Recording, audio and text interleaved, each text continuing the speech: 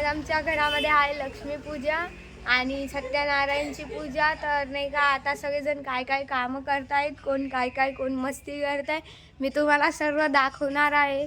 पहिले आपण पाहूया घराबाहेरचा नजारा. आता घराबाहेर पहा किती भारी आणि शुद्ध वातावरण आहे.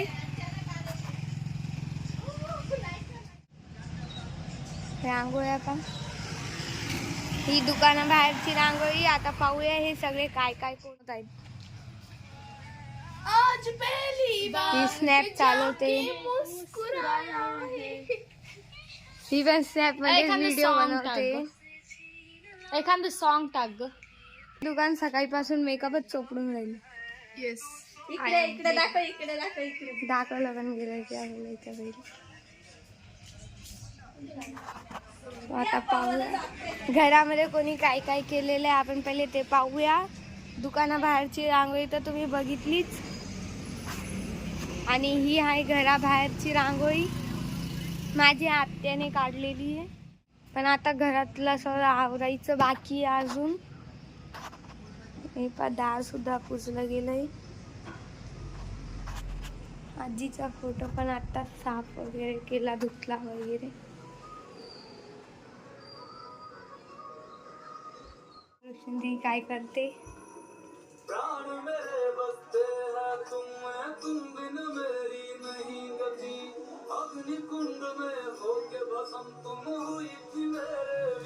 तयारी अजून बाकी आहे, अर्धीच झालेली आहे अजून. आत्या पण आता मेकअपच करते. आता काकू पोळ्या टाकते. ही आहे आमची आजी. कशी भाजी बनवते वाटतं, काय माहिती कशी भाजी बनवते.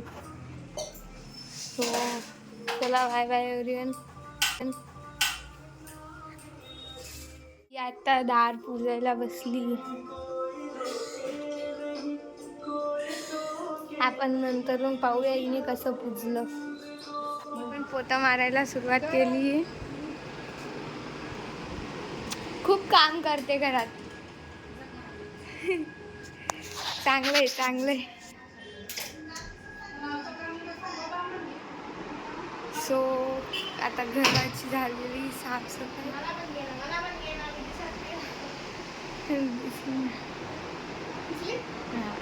पोताचा दंडा घेऊन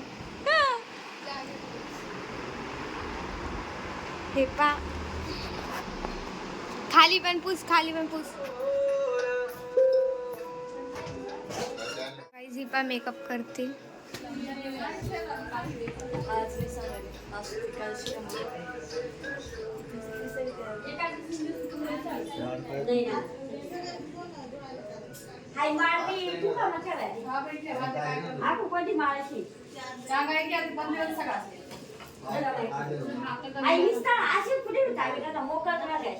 सॉरी गाईज, आज सर्वांचं मूड आता ऑफ झालेलं आहे. सगळे लहानतून तर मोठे सगळे खूप रागवलेले आहेत, कारण की सर्व तयारी झाली, जेवण वगैरे सर्व बनवलं गेलं.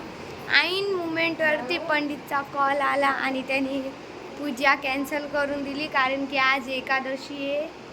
आम्हाला पण माहिती नव्हतं, पण पंडितचा आता कॉल आला. आता सर्व आवरलं, आम्ही एवढी तयारी केली, सर्व पाण्यात गेली. So bye bye.